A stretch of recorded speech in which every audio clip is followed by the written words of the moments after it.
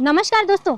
धान की रोपाई तो आप कर चुके हैं, लेकिन धान की फसल में फुटाव ज़्यादा नहीं हो रहा है, कल्ले ज़्यादा नहीं निकल रहे हैं, या फिर अगर कल्ले ज़्यादा निकल चुके हैं तो आगे चल करके आप चाहते हैं कि बालियाँ ज़्यादा अच्छी निकले। देखिए मेरे पास यहाँ पे धान है, ये इसमें फुटाव बहुत ही शानदार फुटाव हो चुका है। यहाँ पे अगेती धान लगी हुई है ये, तो ऐसा आपको फुटाव चाहिए, ज़्यादा से ज़्यादा बालियाँ भी चाहिए, तो दोस्तों आपको सिर्फ और सिर्फ पूरी धान की फसल में एक स्प्रे करना है। और आप चाहते हैं कि बाली की निकलने से पहले भी हम स्प्रे करें तो आप 2 स्प्रे कर सकते हैं। ऐसा जादुई फॉर्मूला बताऊंगी, बहुत ही शानदार आपकी धान की फसल में रिजल्ट देखने को मिलेगा। देखिए कई बार ऐसा होता है धान की फसल में जिंक की कमी आ जाती है, कई बार मैग्नीशियम की कमी आ जाती है, किसान भाई को समझ में नहीं आता है। कई बार हाई पीएच होने की वजह से भी पौधा पोषक तत्व को अपटेक नहीं कर पाता है। तो फटाफट जो भी कमी आ रही है उसकी पूर्ति करने के लिए आपको कॉम्बिनेशन बना करके स्प्रे कर देना चाहिए। स्प्रे से क्या होगा, पत्तों में छोटे छोटे से छिद्र होते हैं जिसे स्टोमेटा कहते हैं, उसके थ्रू पौधा डायरेक्ट अपटेक कर लेगा उस पोषक तत्व को, और जो कमी है वो पूर्ति हो जाएगी, जिसकी वजह से पौधा बहुत ही शानदार परफॉर्मेंस करेगा हर स्टेज में। आपको क्या स्प्रे करना है दोस्तों, खर्चा भी नहीं आएगा। ऐसा शानदार कौन सा स्प्रे करना है वो जानने के लिए वीडियो के अंत तक जरूर बने रहें।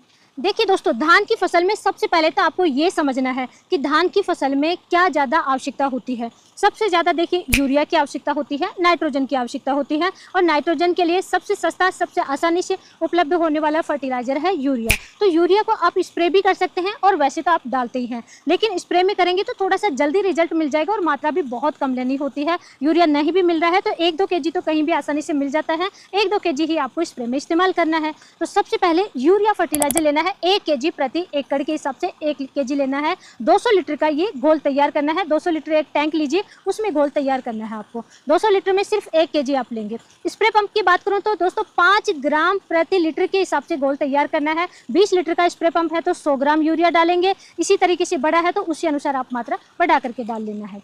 सेकंड दोस्तों, धान की फसल में सबसे ज़्यादा कमी आती है, वो आती है दोस्तों जिंक की। नई पत्तियों में पीलापन आता है, नई पत्तियां छोटी रह जाती हैं, बढ़वार रुक जाता है, और ये समस्या सबसे ज़्यादा देखने को मिलता है धान रोपाई के 15 दिन से 30 दिन के बीच में। धान रोपाई की उसके 15 दिन बाद में धान आप देखेंगे कि पीला पीला सा लगता है, कमज़ोर रह जाता है। कुछ किसान भाइयों का बहुत ही शानदार होता है। क्यों होता है? जहाँ की मिट्टी में दोस्तों आप फॉस्फोरस ज़्यादा डालते हैं, वहाँ पर दोस्तों फॉस्फोरस और जिंक की हमेशा लड़ाई होती है, वहाँ पर जिंक अपटेक नहीं होता है, क्योंकि फॉस्फोरस ज़्यादा है। जिंक आप डालोगे, रूट में डालोगे तो जिंक फास्फेट बन जाता है, और जो कि एक सॉलिड फॉर्म में हो जाता है, जिसकी वजह से ना तो फॉस्फोरस अपटेक कर पाता है पौधा, ना ही जिंक अपटेक कर पाता है। तो आपको स्प्रे के थ्रू फिर जिंक का इस्तेमाल करना है, और चिलेटेड जिंक नहीं दोस्तों, आपको जिंक सल्फेट का इस्तेमाल करना है। जिंक सल्फेट ज़्यादा नहीं लेना, सिर्फ 500 ग्राम प्रति एकड़ के हिसाब से यूरिया के साथ में ही घोल तैयार करना है। 500 ग्राम का 200 लीटर पानी में घोल तैयार करना है। इसके साथ में थर्ड नंबर पे आपको लेना है, ये फॉर्मूला है दोस्तों, जबरदस्त फॉर्मूला है धान की फसल के लिए। थर्ड नंबर पे आपको लेना है मैग्नीशियम सल्फेट।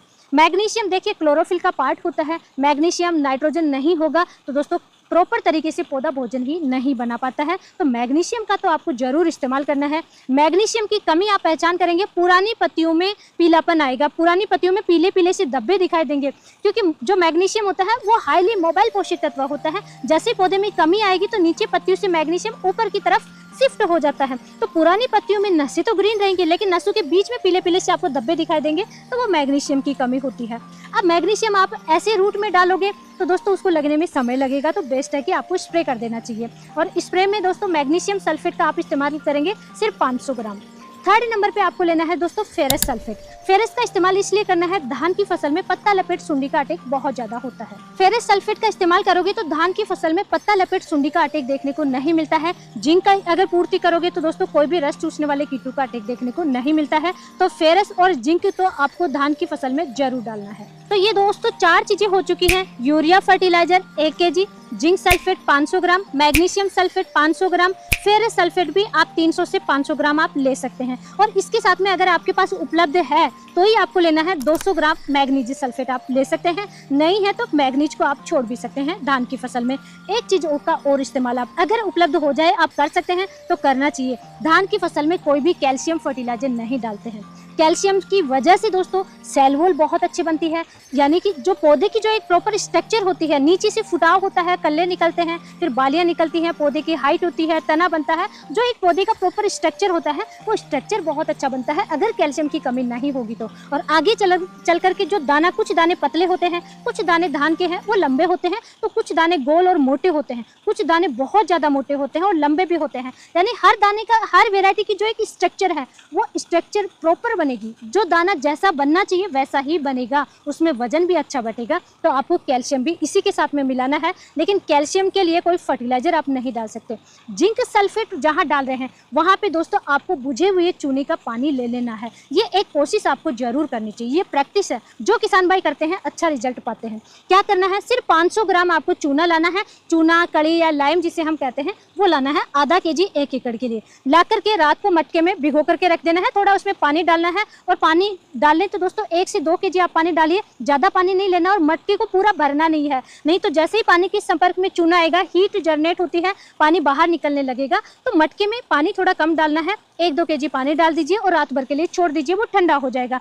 नेक्स्ट डे उस चूने पानी को, बुझे हुए चूने पानी को, या तो आप ऊपर से पानी लीजिए और पूरा छान रहे हैं तो कम से कम 2 से 3 बार आपको छानना है, बारीक छलनी से या कपड़े से छानना है, डबल कपड़े से आपको छानना है। छान करके वो भी उस घोल में आप मिला लेंगे, सबसे लास्ट में मिलाएंगे बुझे हुए चूने का पानी जिसे हम कहेंगे, वो मिलाना है। और ये सब 200 लीटर पानी में 1 एकड़ के लिए मिला करके आपको स्प्रे करना है।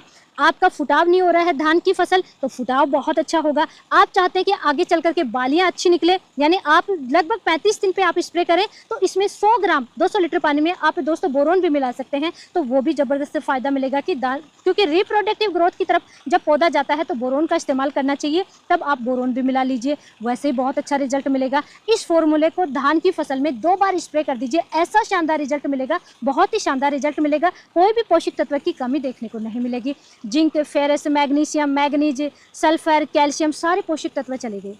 तो ऐसा फॉर्मूला दोस्तों जरूर अपनाइए अपनी धान की फसल में। आप जब धान की रोपाई करें उसके 15 दिन बाद से लेकर के आप जब पैनिकल इनिशिएशन स्टेज है, यानी धान लगभग 45 दिन 50 दिन का है, उससे पहले आप कभी भी स्प्रे कर सकते हैं, 2 बार कर सकते हैं, नहीं तो 1 बार तो आपको जरूर करना चाहिए। ऐसी ही प्रैक्टिकल नॉलेजफुल जानकारी के लिए वीडियो को लाइक करें, शेयर जरूर करें। धन्यवाद।